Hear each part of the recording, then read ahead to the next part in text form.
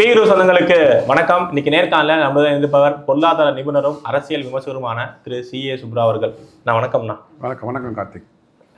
தாய் மாமன் அப்படின்னு சொல்லிட்டு ஒரு திட்டம் வந்திருக்கு.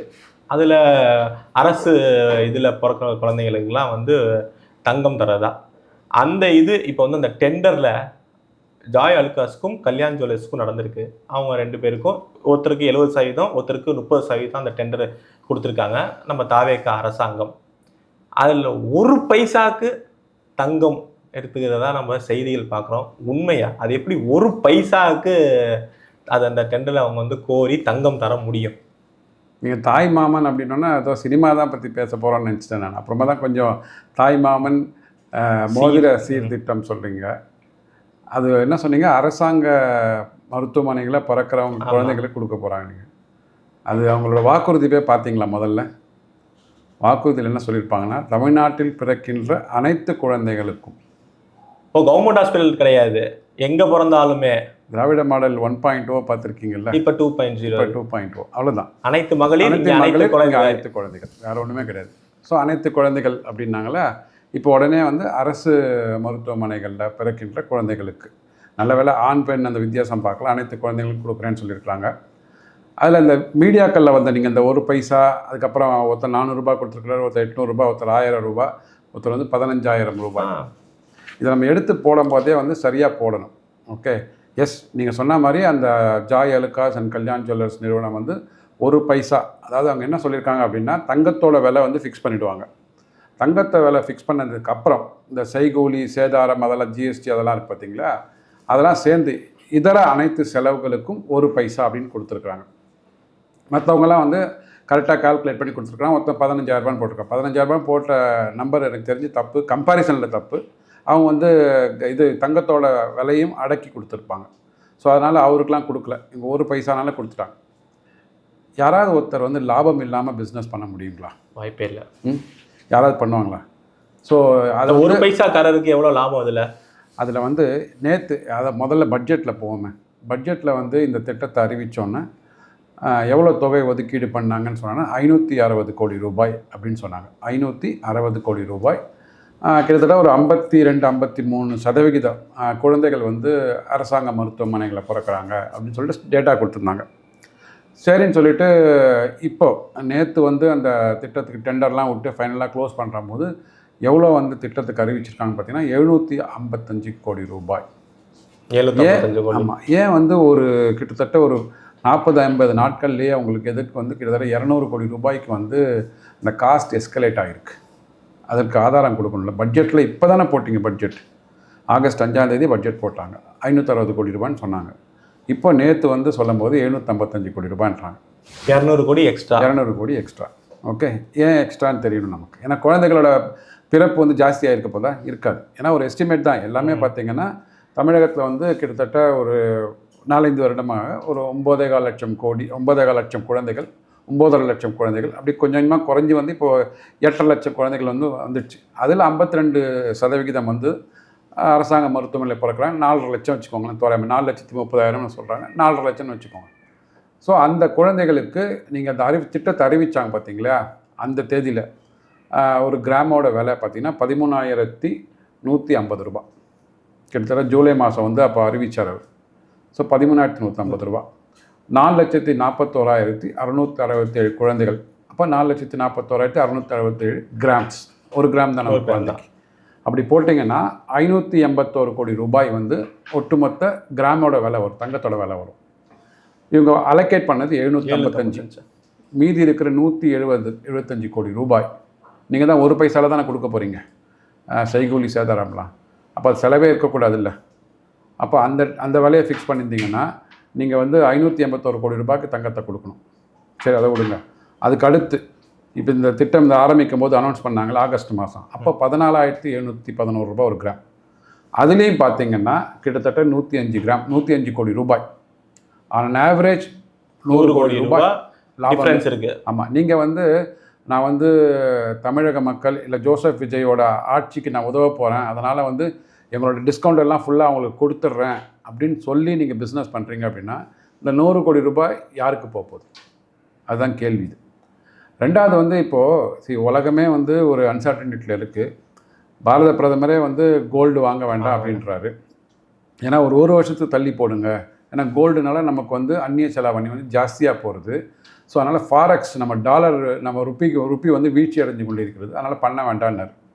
ஒரு அரசாங்கமே, அதாவது மத்திய அரசாங்கம் மாநில அரசாங்கம் ரெண்டும் சேர்ந்து தான் இந்த நாட்டை வந்து நம்ம நடத்தின்னு இருக்கோம். ஒரு மத்திய அரசாங்கம் கொண்டு வந்த 6 இன்ஸ்ட்ரக்ஷன் கொடுத்துருக்கிறார் பிரைம் மினிஸ்டர் மோடி. அதை நான் கேட்க மாட்டேன். ஸோ நீங்கள் சொல்கிற மாதிரி ஒன்றிய அரசாங்கம் எந்த சட்டம் கொண்டு வந்தாலும் எந்த ஒரு இன்ஸ்ட்ரக்ஷன்ஸ் கொடுத்தாலும் கேட்க மாட்டேன்ற ஒரு மனப்பாங்கில் இருந்த திராவிட மாடல் 1.0 அப்படியே 2.0ல் கண்டினியூ ஆகிட்டு இருக்கு. அதுதான் இப்போ இதனால் என்ன ஆகும்னா அந்த 4,30,000 கிராமுக்கு வந்து இவங்க இம்போர்ட் பண்ணுவாங்க. இம்போர்ட் பண்ண வச்சுருப்பாங்க. புதிதாக மார்க்கெட்டுக்கு வந்து இம்போர்ட் பண்ண ஆரம்பிப்பாங்க. அதனால் என்ன ஆகும்னா நமக்கு டாலர் ப்ரைஸ் மேலே போக ஆரம்பிக்கும் அகேன்ஸ்ட் ருப்பி. ஸோ இதனால் நமக்கு வந்து பார்த்திங்கன்னா நம்ம வந்து அன்றாடம் பார்த்திங்கன்னா நம்ம உபயோகிக்கின்ற பெட்ரோல் டீசல் 85% வெளிநாடுகள்லேருந்து இறக்குமதி பண்ணுறோம். அந்த 85% விலை மேலே போகுது. இப்போ அதோட இன்ஃப்ளேஷனுக்கு யார் ஆன்சர் பண்ண போகிறாங்க? நீங்கள் எடுக்கிற ஒரு முடிவு இல்லை. இப்போ இதனால அரசாங்கத்துக்கு பெரிய ஒரு கையை வந்து கடிக்கிற சூழ்நிலை வரும் கண்டிப்பாக. இது எது மேலே மாற்றம் கொண்டு வருவாங்க? மாற்றம்லாம் கொண்டு வர முடியாது. கடன் தான் அதிகமாக வாங்குவாங்க. ஏற்கனவே வந்து இன்ட்ரீம் பட்ஜெட் திமுக அரசாங்கம் கொடுத்த பட்ஜெட்டில் 48,000 கோடி ரூபாய் வந்து வருவாய் பற்றாக்குறை. அதாவது வருமானத்திற்கு நமக்கு செலவு பண்ணுவதற்கான வருமானம் இல்லவே இல்லை. 48,000 கோடி நான் வந்து எக்ஸ்ட்ராவாக கடன் வாங்க போகிறேன் அன்றாட செலவுகளுக்கு. இவங்க வந்தோன்னா அது 55,000 கோடியாக ஆக்கிட்டாங்க. 90,000 கோடின்னு சொன்னாங்க வெள்ளை அறிக்கையில். நல்ல வேலை அதை வந்து அதாவது எதை சொன்னாங்கன்னா நீங்கள் பண்ணதெல்லாம் தப்புன்னு சொல்லிட்டு ஒரு கதை திரைக்கதை வசனத்தை எழுதிட்டு ஆக்சுவலாக திருப்பி வரும்போது 55,000 கோடின்னாங்க. 7,000 கோடி எக்ஸ்ட்ரா பண்ணாங்க. 7,000 கோடி எதுக்கு எக்ஸ்ட்ரா பண்ணாங்க அப்படின்னா அந்த ஃபார்மர் லோன்ஸ் ரைட் ஆஃப் பண்ணாங்க இல்லைங்களா, அதுக்கு ஒரு 6,000 கோடி. அப்புறம் இந்த 1,500 கோடி வந்து இந்த 200 யூனிட்ஸ் இபி ஃப்ரீ கொடுத்தாங்களே அதுக்குண்டான அலோகேஷன். ஸோ அந்த 7,000 கோடி எங்கேருந்துன்னா கடனை வாங்கி இன்னொருத்தர்கிட்டருந்து கடனை வாங்கி இவங்க வந்து பட்ஜெட்டில் உள்ள போட்டு அலோகேட் பண்ணிட்டாங்க. கடனை அதிகமாக பண்ணிட்டாங்க. அந்த கடனுக்கு வட்டி கட்ட போகிறது யாருன்னா நானும் நீங்களும் தான். ஸோ இந்த 560 கோடியும் இல்லை இப்போ இருக்கிற 755 கோடியும் அதில் உள்ளடக்கம். ஸோ இந்த 7,000 கோடிக்கு நான் 7,000 கோடி ஆன்சர் சொல்லிட்டேன். அப்போ இந்த 700 கோடி எங்கேருந்து வரப்போகுது? 755 கோடி எங்கேருந்து வரப்போகுது அப்படின்னா இந்த பார்ட்டி ஃபண்டுங்கிற இது வந்து இப்போ எங்கள் அரசாங்கத்தில் கிடையாது. அதனால இவங்க சொல்கிற மாதிரி இந்த நிறைய லீக்கேஜஸை நாங்கள் வந்து கம்மி பண்ணுறதுக்கு தான் வாய்ப்பு இருக்குது அப்படின்னு சொல்லிட்டு தாவேகா தரப்புலேன்னு சொல்கிறாங்க. சார் நீங்கள் ஏதாவது படிக்காதவங்கள்ட்ட போய் சொன்னீங்கன்னா ஒத்துப்பாங்க சார், மன்னிக்கணும். நீங்கள் என்ன சொல்கிறீங்க? பார்ட்டி ஃபண்டு ஒருத்தர்ட்டேருந்து இன்னொருத்தருக்கு கை மாறுது, அது அரசாங்கத்துக்கு வரப்போகுதுன்றீங்க. அப்போது அரசாங்கத்துக்கு வர வேண்டிய ஸ்டேட் ஓன்டு டேக்ஸ் ரெவென்யூ மாநிலத்தோட சுயமாக நம்ம சம்பாதிக்கிற வருமானம் மேலே போகணுமா வேணாமா? 3,000 கோடி குறைஞ்சிருக்குதுங்க. திராவிட மாடல் போட்ட இன்ட்ரீம் பட்ஜெட்டுக்கு ஸ்டேட் ஓன்டு டேக்ஸ் ரெவென்யூ 2,29,000 கோடி. இவங்க போட்டது 2,26,000 கோடி. 3,000 கோடி குறைஞ்சிருக்கு. பார்ட்டி ஃபண்ட் எங்கே? இது சட்டசபையில் பேசலாம். ஆனால் சட்டசபையே வந்து பார்த்திங்கன்னா இப்போ வந்து கதை திரைக்கதை வசன மாதிரி ஆகிட்டு அவங்களே நேற்றே சபாநாயகர் என்ன சொல்கிறாரு, நீங்கள் பஞ்ச் டைலாக் மாதிரிலாம் பேசாதீங்க, பஞ்ச் டைலாக் மாதிரி பேசுனீங்கன்னா நான் அவை குறிப்பிலேருந்து விளக்கிடுவேன்றார். ஸோ அது மாதிரி பேசுறதுக்கு நீங்கள் உபயோகிச்சுக்கலாம். உண்மையிலே நீங்கள் நம்பரில் இறங்கி பார்த்தீங்கன்னா நீங்கள் சொல்கிற மாதிரி பார்ட்டி ஃபண்ட் உள்ளே வந்திருக்குன்னா அப்போ என்னோடய ஸ்டேட் ஓன்டு டேக்ஸ் ரெவென்யூ மேலே போயிருக்குமா வேண்டாமா? சார் பார்ட்டி ஃபண்ட் அப்படின்னா ஒரு நிறுவனம் ஒரு அமைச்சருக்கோ எம்எல்ஏக்கோ கொடுக்குறாங்க, அது தடுக்கப்பட்டிருக்கிறது ஒரு பேச்சுக்கு வச்சுப்போம். அப்போது அந்த யார் பணம் கொடுத்தாங்களோ யார் பணம் வாங்கினாங்களோ பணம் கொடுத்தவன்ட்ட இன்றைக்கி பணம் வந்து சேருது. அப்போது அவங்க வந்து ஒரு பெரிய பிஸ்னஸ் நடத்துகிறாங்க. ஸோ பிஸ்னஸ் நடத்துகிறவனுக்கு அது லாபமாக இருக்குமே தவிர அந்த லாபத்தில் வந்து அந்த கேப் இன்னும் ஒய்டாகின்னு தான் போகும். பணக்காரன் இன்னும் பணக்காரன் ஆகிட்டே தான் போகிறான். அது எப்படி நீங்கள் வந்து அரசாங்கத்துக்கு உள்ளே கொண்டு வர போகிறீங்க? இவர் என்ன சொன்னார்னா, மரிய வில்சன் ஐயா அவர்கள் மாண்புமிகு நிதி அமைச்சர், அவர் வந்து 15,000 கோடி இந்த ஒரு 3 மாதத்தில் வந்துடுத்துங்க ட்ரெஷரிக்குள்ளே வந்துடுது அப்படின்னு சொன்னார். அவர் 15,000 கோடி வந்துட்டான்னு சொல்லிட்டு தங்கம் தென்னரசு முன்னாள் நிதியமைச்சர் கேட்கும்போது இல்லை வருவதற்கான ஒரு அறிகுறிகள் இருக்குது, டேட்டா எங்களுக்கு கிடைச்சிருக்குன்றார். எது மூலியமாக அந்த 15,000 கோடி வருது சொல்லலைங்களே, பதில் சொல்லலையே. அதுதான் மிக முக்கியமான 15,000 கோடி ஏற்கனவே நீங்கள் அந்த 2,29,000 கோடின்னு சொன்னது கணக்குள்ளே உள்ள 15,000 கோடியா இல்லை அதையும் தாண்டி 15,000 கோடியா? தெளிவாக சொல்லணும்ல. ஏன்னா அந்த 15,000 கோடி உள்ளே போட்டு கணக்கு எழுதி தான் நீங்கள் வந்து 55,000 கோடி கடன் வாங்க போகிறோன்னு சொல்லியிருக்கிறோம் நம்ம. அப்படி இருக்கும்போது இந்த திட்டங்களும் நான் எதுக்கு சொல்ல வரேன் அப்படின்னா, இந்த திட்டங்களும் பார்த்திங்கன்னா வேறு ஏதோ திட்டங்கள்லேருந்து மடைமாற்றம் செய்யப்பட்டு வந்து இதுக்கு அலோகேட் பண்ணியிருக்கிறாங்க. யாரோ ஒரு திட்டம் வந்து ஒரு சமூக நலத்துறையிலையோ இல்லை ஃபேமிலி வெல்ஃபேர்லேயோ சோஷியல் இதுலேயோ அவங்களுக்கு கொடுக்க வேண்டிய பணம் வந்து அங்கே குறைக்கப்பட்டு இங்கே வந்து மடைமாற்றம் செய்யப்பட்டிருக்குது. ஏன் அப்படின்னா வாக்குகள் வாங்கியிருக்கிறாங்க, பெண்களுக்கான வாக்குறுதி கொடுத்துருக்குறாங்க, 1000 ரூபாய் சொன்னதை 2500 உயர்த்தியிருக்கிறாங்க. அப்புறம் புதுதாக கல்யாணம் ஆக போகிறவங்களுக்கு 1 பவுன் தங்கம் ப்ளஸ் பட்டுப்புடவை கொடுக்க போகிறேன்றாங்க, 1 கிராம் தாய்மாமன் மோதிரம் கொடுக்குறாங்க. ஸோ இதெல்லாம் சொல்லி வாக்குகளை கவர்ந்ததுனால இப்போ அதுக்கு பண்ணணும். ஏன்னா வரப்போகிற இன்னும் ஒரு கோர்ட்டில் வந்து தடை இருக்குது, இன்னும் 6-7 இதுக்கு வந்து இடைத்தேர்தல் வருவதற்கான வாய்ப்புகள் இருக்குது. ஸோ அதுலேயும் வந்து நீங்கள் வாக்குகளை வந்து ரீட்டைன் பண்ணணும், கவரணும் அப்படின்னா அது ஒன்று. லோக்கல் பாடி எலெக்ஷன்ஸ் வரப்போகுது, 2029 பாராளுமன்ற தேர்தல் வரப்போகுது. இதெல்லாம் கணக்கில் வச்சு தான் இது பண்ணிகிட்ருக்குறாங்க. ஸோ மக்களுக்கு வந்து இது சென்றடைய வேண்டும். இது வந்து சும்மா வந்து அவங்க வந்து ஒரு டிபார்ட்மெண்ட்லேருந்து இன்னொரு டிபார்ட்மெண்ட்டுக்கு பணத்தை மாற்றி கொடுத்துருக்குறாங்க. குறிப்பாக சொல்லணும்னா இந்த family welfare, health and family welfare அந்த டிபார்ட்மெண்ட்லேருந்து தான் இந்த பணங்கள் வந்து கொடுக்கப்படுகிறது. ஏன்னா வந்து இந்த மெடிக்கல் சர்வீஸ் கார்பரேஷன் ஒரு தமிழ்நாடு மெடிக்கல் சர்வீசஸ்னு இருக்கு இல்லையா, அவங்க தான் அதை வாங்குறாங்க. மெடிக்கல் அதுவே ஒரு சர்ச்சையாகுது. அவங்க எப்படி இதை வந்து ப்ரொக்யூர்மெண்ட் பண்ண முடியும்? சட்ட ரீதியாகவும் நிர்வாக ரீதியாகவும் இது வந்து விரோதம் அப்படின்னு சில பேர் வந்து சொல்றாங்க. இல்லை அதான் சரி, அதாவது ஒரு ஆஸ்பத்திரிக்குள்ளே ஒரு பொருள் போகுதுன்னா அந்த ஆஸ்பத்திரியில் வந்து அந்த பொருளை வாங்கி கொடுக்குறோம். அது வந்து மெடிக்கல் உபகரணங்களாக இருக்கலாம், இல்லை மாத்திரை மருந்தாக இருக்கலாம். அதுக்கு யாராவது ஒரு நிறுவனத்தை வந்து ஃபிக்ஸ் பண்ணுறாங்க, ரெஸ்பான்சிபிள் பண்ணுறாங்க, அதில் இது வருது. ஸோ இதுக்குண்டான இப்போ வந்து என்ன பிரச்சனை அப்படின்னா, அங்கே வந்து வெறும் மருந்து மாத்திரையை வாங்கி கொடுத்துருந்த பர்ச்சேஸ் ஆஃபீஸர் தான் அங்கே இருப்பான். இப்போ கோல்டு அப்ரைசர் தங்கம் வாங்குறாங்கன்னா அதை உரசி பார்த்து 916 பார்க்கணும், இல்லை 22 கரெக்டானு பார்க்கணும், இல்லை 18 இல்லை 15ன்னு பார்த்து காமிச்சு கூட விற்றுட்டு போகிறதுக்கு வாய்ப்புகள் இருக்குது இல்லைங்களா. அந்த தங்கம் வரும்போது அந்த உரசி பார்த்து கோல்டு அப்ரைசர் ஒருத்தருப்பான். அதாவது ஒரு சின்ன ஒரு பேங்க்கில் கூட இருப்பாங்க. ஸோ அந்த மாதிரி இப்போ வந்து கோல்டு அப்ரைசரை நீங்கள் வந்து அப்பாயின்ட் பண்ண போகிறீங்களா, இதெல்லாம் தெரியணும். ஸோ இதெல்லாம் அவங்க கொடுக்குற கோல்டு வந்து 22 கேரட்டா 916 இதுவான் குவாலிட்டியான்னு தரமான்னு பார்க்கணும். ஆனால் அதுதானே தரேன்னு சொல்லியிருக்காங்க. அதான் தரேன்னு சொல்லியிருக்காங்க, டெண்டரில் சொல்லியிருக்கிறாங்க. செயல்முறையில் செப்டம்பர் 15ஆம் தேதி அன்றைக்கி போய் பாருங்கள் சரிங்களா. செப்டம்பர் 15ஆம் தேதி அன்றைக்கி கிட்டத்தட்ட 1,20,000 குழந்தைகளுக்கு, அதாவது இது வந்து எப்படின்னா இவரோட பிறந்தநாள் ஜூன் 22 நினைக்கிறேன், ஜோசப் விஜயோட பிறந்தநாள், அன்னிலேருந்து எந்தெந்த குழந்தைகள் பிறந்ததோ டில் செப்டம்பர் 15 வரைக்கும் வச்சுக்கோங்க. அதை கணக்கீடு பண்ணி ஒரு 1,20,000 குழந்தைகளுக்கு கொடுக்க போகிறான்னு சொல்லியிருக்கிறாங்க. அதுக்கப்புறம் இப்படி எப்படி செயல்படுத்த போகிறாங்க, என்ன ஃப்ரீக்வன்சியில் கொடுக்க போகிறாங்க, தமிழ்நாட்டில் இருக்கிற 38 மாவட்டங்களுக்கு இது எப்படி டிரான்ஸ்போர்ட் ஆக போகிறது, அதை எப்படி செக்யூர் பண்ண போகிறாங்க. ஏன்னா வந்து கோல்டு வந்து கண்டிப்பாக ஒரு லாக்கரில் வைக்கணும், டபுள் சேஃப் லாக்கரில் வைக்கணும், அதில் சிசிடிவி வைக்கணும், அதுக்கு எந்த செக்யூரிட்டி ஆஃபீஸர் அப்பாயின்ட் பண்ண போகிறாங்க, இதெல்லாம் நிறைய இருக்குது. ஸோ இதுக்கு வந்து கண்டிப்பாக பார்த்தீங்கன்னா இது போக போக இதில் வந்து என்னென்ன முறைகேடுகள், ஊழல்னு சொல்ல மாட்டேன் நான், ஏன்னா ஊழல்ன்றது இப்போ வந்து யாருமே சொல்கிறதில்ல, மாற்றிட்டு இப்போ வந்து முறைகேடுகள். ஆமாம், எப்படி நம்ம வந்து கிட்னி திருட்ட கிட்னி முறைகேடுன்னு சொன்னாங்க இல்லையா, அது மாதிரி. ஸோ மின்சார கட்டணம் உயர்ந்தது, மின்சார கட்டணம் சீர்திருத்தம், அது மாதிரி இப்போ வந்து முறைகேடு, ஏதாவது முறைகேடு எப்படி நடக்கும், அதை யார் தடுக்க போகிறாங்க, கண்டுபிடிக்க போகிறாங்கன்றலாம் நிறைய இருக்குது. So cutting the long story short, அந்த 755 கோடி ரூபாய் எந்த துறையிலேருந்து இங்கே மடைமாற்றம் செய்யப்பட்டிருக்கிறது அது மக்களுக்கு தெரியணும். ஏன்னா வந்து பட்ஜெட் அலோகேஷன் பெருசாக உயரவில்லை. 23,000 கோடி வந்து family welfare and health and family வெல்ஃபேருக்கு அலோகேட் பண்ணியிருந்தாங்க.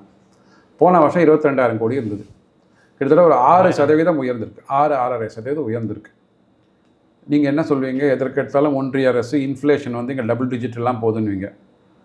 ஒரு 5%னே வச்சு போனோம் தோராயமாக, 5% இன்ஃப்ளேஷன் போட்டால் போன வருஷம் 22,000 கோடின்னா இப்போ ஒரு 5%னா 23,100 கோடி கிட்டத்தட்ட நீங்கள் அதை ஃபண்டை அலோகேட் பண்ணணும்.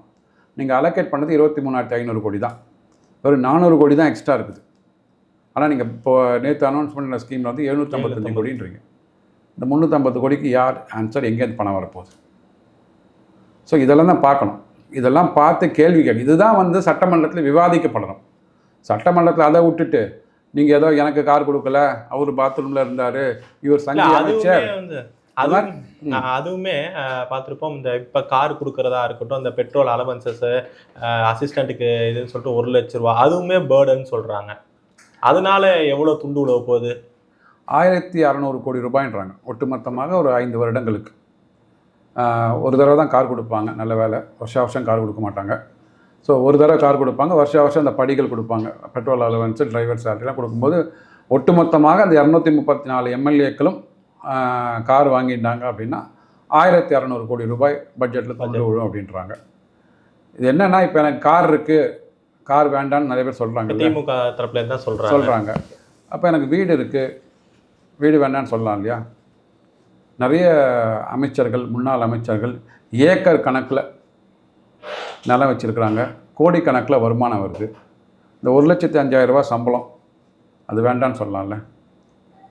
அவங்க யோசித்து பார்த்தா வச்சுக்கோங்களேன், நீங்கள் எதெல்லாம் வந்து அரசாங்கம் அவர்களுக்காக அதை செலவு செய்கிறதோ அதற்கு வந்து பல மடங்கு, 1000 மடங்கு சொத்துக்கள் இருக்குது, வருமானம் இருக்குது, இல்லைங்களா?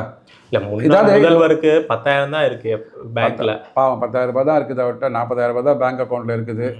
அவருக்கு வந்து வீட்டு வாடகை கட்டுறதுக்கே ரொம்ப கஷ்டப்படுறாரு. ஆனால் வந்து செனட் ஆஃப் ரோடில் ஒரு பெரிய பங்களாவில் இருக்கிறாரு. கேட்டால் அது வந்து ஒரு நிறுவனம் வந்து அவங்களுக்கு கொடுத்துருக்குறாங்கன்றாங்க. அந்த நிறுவனம் யாரோட நிறுவனம் நமக்கு எல்லாருக்கும் தெரியும். ஸோ இது உள்ள, அதாவது வந்து ஒரு பேசு பொருளாக இருக்கணும். கார் என்பது பார்த்திங்கன்னா ஒரு ஆடம்பர பொருளாக இருக்குது இன்றைக்கி. ஸோ ஆடம்பர பொருள் வந்து ஒரு அமைச்சருக்கு தேவை, இல்லை எம்எல்ஏக்களுக்கு தேவைன்னு சொல்லிட்டு அவங்க கேட்குறாங்க. அதை வந்து எனக்கு வேண்டாம்னு சொல்லி அதில் ஒரு போராட்டத்துக்கு உள்ளே கொண்டு வராங்க. இதெல்லாம் வந்து சும்மா சட்டசபையில் வந்து தேவையில்லாத ஒரு விவாதங்கள். அதாவது ஒரு கன்ஸ்ட்ரக்டிவான ஒரு இம்ப்ளிமெண்டேஷன் இந்த திட்டத்தில் எவ்வளோ வந்து நேற்றுலாம் பார்த்திங்கன்னா அந்த நீர்வளத்துறைக்கு உண்டான மானிய கோரிக்கைகள் இருந்தது. அதில் எத்தனை ஏரிகள் தூர்வாரப்பட வேண்டும், எத்தனை ஆறுகளோட படுக்கைகள் வந்து அகலப்படுத்த வேண்டும். இப்போது இன்னும் ஒரு 2 மாதத்தில் வந்து மழை பெய்ய போகிறது. பாதாள சாக்கடையெல்லாம் கரெக்டாக ரெகுலரைஸ் பண்ணியிருக்கிறாங்களா, கட்டியிருக்காங்களா, கட்டி முடிச்சிருக்கிறாங்களா, அந்த 4000 கோடி செலவு பண்ணதெல்லாம் கரெக்டு தானே? அதெல்லாம் ஆராய வேண்டாமா? அதை பற்றிலாம் ஒன்றும் இது இல்லை. இவர் வந்து உடனே வந்து இவங்க பாட்டுக்கு பாட்டு பாடுறாங்க, இவங்க அங்கேருந்து வந்து அவர் வந்து சூரசம்ஹாரம் பண்ணிட்டார் அப்படின்றாங்க. சரி, இந்த மாதிரி டயலாக்லாம் வேண்டாம். அது ஓகே, அதெல்லாம் நீங்கள் தேர்தல் பரப்புரையோட நிறுத்திக்கோங்க. இல்லை வெளி இடத்துல போயிட்டு நீங்கள் வந்து ஒரு அரசியல் கூட்டங்கள், அரசியல் கட்சி சார்ந்த கூட்டங்கள் நடக்கும்போது அதெல்லாம் பேசலாம். பட் சட்டமன்றத்தில் இருக்கும்போது அது ஒரு அஃபிஷியல் இது பிளேஸ். ஒரு பிஸ்னஸ் வந்து எப்படி நம்ம டிரான்சாக்ட் பண்ணுறோமோ, ஸோ அரசாங்கம் மக்களுக்காக வந்து இந்த திட்டங்களை கொண்டு வராங்க. இந்த திட்டங்களை நாங்கள் கொண்டு வரோம், இதில் வந்து எது சரி இல்லை இன்னும் இது எப்படி இன்னும் சரிப்படுத்தணும், நிறைய இம்ப்ரூவ் பண்ணணுன்ற சொல்லுங்கள். அதை பேசிவிட்டு கண்டிப்பாக அந்த பில்லை பாஸ் பண்ணலாமா வேண்டாமா, அந்த மாதிரி தான் ஒன்றும். அதை விட்டுட்டு இவர் துதிப்பாடுது, அவங்களுக்கு துதிப்பாடுறது, இப்படி தான் நடந்துட்டுருக்கு சட்டமன்றம். இன்னொன்று இதே மாதிரி தான் திமுக தேர்தல் அறிக்கை வந்து போன தடவை அவங்களுக்கு வந்து பெரிய பேக் ஃபேர் ஆனிச்சு. கடனே அதனால தான் அதிகமாக வாங்க ஆரம்பித்தாங்க. அனைத்து மகளிர்னு சொன்னாங்க, அதுக்கப்புறம் வந்து தகுதி வாய்ந்தவர்கள் அப்படிங்கிற நிறைய விஷயம் அவங்க பண்ணதை இப்போ இவங்களும் மாற்றிக்கிட்டு இருக்காங்க. நீங்கள் சொன்ன மாதிரி குழந்தைகளுக்கும் இப்போ இதுன்னு சொன்னாங்க. அப்புறம் 200 யூனிட் அதுக்குள்ளேயே இப்போ இது வச்சுருக்காங்கிறப்ப அவங்க வாக்குறுதிகள், தாவேக்கா வாக்குறுதிகள் செய்யாமல் போனால் அதுவும் அவங்களுக்கு பேக் ஃபயர் பண்ணால் கடன் தொலையும் பயங்கரமாக இன்க்ரீஸ் ஆகும். இது எப்படி அவங்க வந்து கையாள போகிறாங்க? அதில் ஏதாவது பட்ஜெட்டில் தெரியுதா? இல்லை, இப்போ எத்தனை வாக்குறுதிகள் கொடுத்துருக்காங்க உங்களுக்கு தெரியுமா? நிறையா இருக்கே. மாணவர்கள், வேலை இல்லாத மாணவர்களுக்கு மாதம் காசு சொல்லியிருக்காங்க. இதே பஸ்ஸு, எல்லா பஸ்லேயும் ஃப்ரீயில் வேற சொல்லியிருக்காங்க. திமுக எவ்வளோ வாக்குறுதிகள் கொடுத்தாங்க? திமுக வாக்குறுதிகள் அவங்களும் நிறையா கொடுத்துருந்தாங்க. திமுக வந்து ஒரு 505 வாக்குறுதிகள் எல்லாத்தையும் நிறைவேற்றிட்டாங்க. டப்புன்னு ஞாபகம் இருக்கும் எல்லாருக்கும், நிறைவேற்றிட்டாங்க. உங்களுக்கே சொல்கிறீங்க பாதி நிறைவேற்றிட்டான்றீங்க. தாவேகா கொடுத்த வாக்குறுதிகளை வந்து யாருமே கணக்கு செய்ய முடியல. ஏன் அப்படின்னா ஒவ்வொரு துறைக்கும் வந்து 1 2 3 4 5 இப்போ நீர்வளத்துறை, பால் வளத்துறைன்னு சொல்லிட்டு ஒவ்வொன்றா வந்து செக்டாராக வந்து 5 6 5 6ன்னு போட்டாங்க. 99 பக்கம் அவங்களோட மேனிஃபெஸ்டோ, தாவேக்காவோட மேனிஃபெஸ்டோ 99 பக்கம். அட்டை பக்கத்தெலாம் விட்டுடுங்க, அட்டை பக்கம். அதுக்கப்புறம் 2 3 பக்கத்துக்கு வந்து அவர் ஜோசப் விஜய் புகழ பாடியிருப்பாங்க. 85 பக்கங்கள் கிட்ட வாக்குறுதிகள் இருக்கும். ஒரு பக்கத்துக்கு 5 வாக்குறுதிகள் எடுத்தால் கூட கிட்டத்தட்ட 400 வாக்குறுதிகள் வரும். 392 வாக்குறுதிகள் டு பி ப்ரிசைஸ். இப்போ சலைத்தவர்கள் இல்லை, அதாவது திமுகவுக்கு சலைத்தவர்கள் இல்லை. ஸோ இந்த 505 வாக்குறுதிகள் கொடுத்து 100% நிறைவேற்றின. இதே மாதிரி தான் இந்த செப்டம்பர் 15 அன்றைக்கி தங்க மோதிரம் கொடுக்க போகிறார்ல, செப்டம்பர் 15 2023 அன்றைக்கி நாங்கள் வந்து மகளிர் உரிமை தொகையை வந்து கொடுக்க போகிறோம். அந்த ஒரே ஒரு வாக்குறுதி நிறைவேற்றிட்டா 100% நாங்கள் நிறைவேற்றிட்டோம்னு சொல்லிட்டு செப்டம்பர் 12 2023 அன்றைக்கி முன்னாள் முதலமைச்சர் மு க ஸ்டாலின் ஒரு கூட்டத்தில் பேசுகிறார் அஃபிஷியலாக. 100% நிறைவேற்றிட்டான்றாங்க. அப்புறம் அப்படியே வந்து 90 80 70 60 அப்புறம் வந்து கழுது தெரிஞ்சு கட்டறிந்த மாதிரி ஆகிடுச்சு. அப்புறம் மக்கள் அவங்களை வீட்டுக்கு அனுப்பிச்சிட்டாங்க.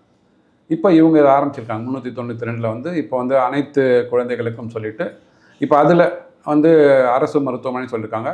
அந்த அரசு மருத்துவமனையில் கூட இப்போ வந்து இந்தியாவில் பார்த்தீங்கன்னா எல்லாமே மைக்ரண்ட் ஒர்க்கர்ஸாக இருக்கும். அதாவது மைக்ரண்ட் ஒர்க்கர்ஸ்னால் வெளி மாநிலங்கள்லேருந்து இங்கே வந்து வேலையை இங்கே அன்எம்ப்ளாய்மெண்ட் நிறைய இருக்கலாம் சொல்கிறாங்க. அப்போ அன்எம்ப்ளாய்மெண்ட் நிறைய இருக்கும்போது ஏன் வெளி மாநிலத்துலேருந்து வர்றவங்கள இங்கே வந்து எம்ப்ளாய் பண்ணணும்.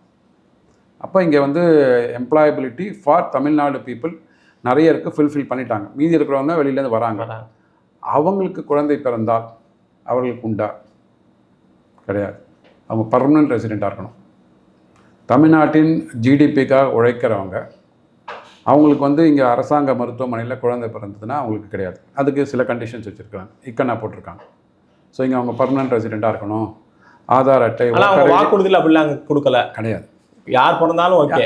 ஆமாம், அனைத்து குழந்தைகளுக்கும், தமிழகத்தில் பிறக்கின்ற அனைத்து குழந்தைகளுக்கும். ஸோ அப்படியே படிப்படியாக குறைச்சினோம். நிறைய பாடம் கற்றுன்ட்டாங்க. திமுக எப்படி வந்து வாக்குறுதியை கொடுத்து எப்படி டபாய்ச்சாங்களோ, நீங்கள் கேட்குறீங்களா எங்கே பணம்ன்ட்டு, அதான் 4,85,000 கோடி ரூபான்றது 10,75,000 கோடியாக கடனாக வந்தது. இந்த அரசாங்கம் வருஷத்துக்கு 1,50,000 கோடி கடன் வாங்க போகிறாங்க. 1,70,000 50லேருந்து 70 80ன்னு போக போகிறது. 2031 20 லட்சம் கோடியாக கடன் வரப்போகிறது. எழுதி வச்சுக்கோங்க. ஏன் அப்படின்னு சொல்கிறேன்னா, இவங்க குறைக்கிறதுக்கு வாய்ப்பே இல்லையா? எது பண்ணாலுமே வாய்ப்பு இல்லைன்னா நீங்கள் வந்து என்ன சொன்னீங்களோ அதை செய்யணும்.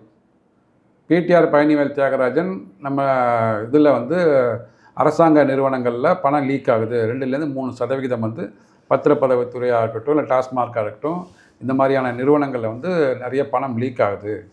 2-3% வந்து பணம் வந்து விரயமாகி போகிறது, வேற எங்கேயோ போகுதுன்றார். 2-3% அப்படின்னு பார்த்தீங்கன்னா குறைஞ்சபட்சம் 1 லட்சத்துலேருந்து 1,20,000 கோடி.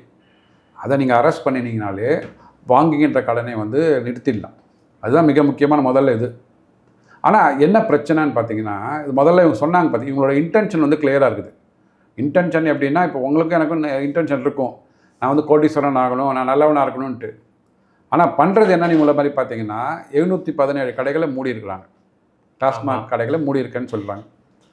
அப்போது அந்த டாஸ்மாக் நிறுவனத்திலேருந்து வருகின்ற வருமானம் குறையணுமா வேண்டாமா? சார் குறையணுமே. 4,500 கடை இருக்குது தோராயமாக. 717 கடை க்ளோஸ் பண்ணிட்டீங்க. குறையணும். 15% குறைஞ்சிடுச்சு. செக்ரட்டரி சொல்கிறார், பிரின்சிபல் செக்ரட்டரி சொல்கிறாரு, 51,000 கோடியாக இருந்த டாஸ்மாக் வருமானம் 56,000 கோடியாக உயரப்போகிறது. இல்லை, அந்த பிடிஆர் அவர்கள் சொன்னார்ல, அந்த லீக்கேஜ் அவங்க வந்து ஸ்டிக் பண்ணியிருக்கலாம்ல. ரைட்டுங்களா? அப்போது ஸோ சென்ட்ரல் எக்ஸைஸில் ஓகே, ஸோ வருமானம் வந்து உயர்ந்து இப்படி போயிட்டு உங்களுக்கு ஸ்டேட் எக்ஸைஸ், சென்ட்ரல் எக்ஸைஸில் ஸ்டேட் எக்ஸைஸ், டாஸ்மாகில் வந்து ஸ்டேட் எக்ஸைஸ், அதாவது உங்களோட நீங்கள் உற்பத்தி பண்ணுகின்ற பொருள் நிறைய கடையில் விற்கலை அப்படின்னா அதன் மூலமாக வருகின்ற ஸ்டேட் எக்ஸைஸ் கலால் வரி பார்த்திங்கன்னா அது குறையும்.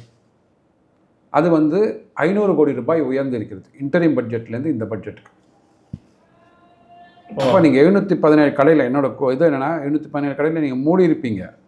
ஆனால் அந்த கடையில் விற்கிற சரக்கு பக்கத்து தெருவில் உள்ள கடையில் போய் விற்கிறீங்க, எக்ஸ்ட்ரா அங்கே கொடுக்குறாங்க. அவ்வளோதான். இங்கே 1 லட்சம் லிட்டர் விற்றுருந்தது இந்த கடையில், அங்கே இன்னொரு 1 லட்சம் இருந்ததுன்னா இந்த 1 லட்சம் அப்படியே அங்கே ஷிஃப்ட் பண்ணி 2 லட்சமாக அங்கே போகுது. என்னோட இந்த திட்டம் உண்மையாக நீங்கள் வந்து அமல்படுத்த வேண்டும், செயல்படுத்த வேணும்னா, ஒட்டுமொத்தமாக தமிழ்நாட்டில் வந்து 1 கோடி லிட்டர் மதுபானம் வந்து உற்பத்தி பண்ணுறாங்கன்னா, அந்த உற்பத்தி பண்ணுகின்ற 1 கோடி லிட்டரை 80 லட்சமாகவோ 75 லட்சமாக குறைச்சிங்கன்னா தான் மக்களை வந்து உண்மையிலே நீங்கள் வந்து போதை பாதையில் போகிறவங்கள தடுக்க முடியும். கடைகளை குறைப்பதனால தடுக்க முடியாது. பக்கத்து கடையில் போய் குடிப்பான், பக்கத்து மாநிலத்தில் போய் குடிப்பான், அவ்வளோதான், வேறு ஒன்றுமே கிடையாது. ஸோ ப்ரொடக்ஷனை கம்மி பண்ணணும், அவ்வளோதான். ப்ரொடக்ஷனை கண்டிப்பாக கம்மி பண்ணணும். ப்ரொடக்ஷனை கம்மி பண்ணணும், கன்சம்ஷனை கம்மி பண்ணுறதை இது பண்ணணும், அனலைஸ் பண்ணணும். ப்ளஸ் அவங்களேருந்து அந்த போதையிலேருந்து வெளியில் வருவதற்குண்டான அவங்களுக்கு விழிப்புணர்வு முகாம்கள் நடத்தணும், ரீஜுவனேஷன் சென்டர்ஸ் உருவாக்கணும், எல்லாமே பண்ணணும். எல்லாமே பண்ணினாதான் நீங்கள் சொல்கிற உண்மையான இந்த திட்டத்தின் நோக்கம் செயல்படும். இல்லைன்னா செயல்படுத்தவே முடியாது. இதுதான் வந்து தாவேக அரசாங்கத்தின் இன்றைய முன்னாடி உள்ள விளம்பர மாடலின் ஒரு பார்த்துருக்கோம், திராவிட மாடல் 1.0ல இது புது மாதிரியான விளம்பர மாடலாக இருக்குது. இன்றைக்கி இவ்வளோ நேரம் உங்கள் நேரத்தை நம்ம தளத்தை வந்து பயந்து வைக்கிற ரொம்ப நன்றி. நல்லதே நடக்கும். வாழ்க வளமுடன். வாழ்க வளமுடன்.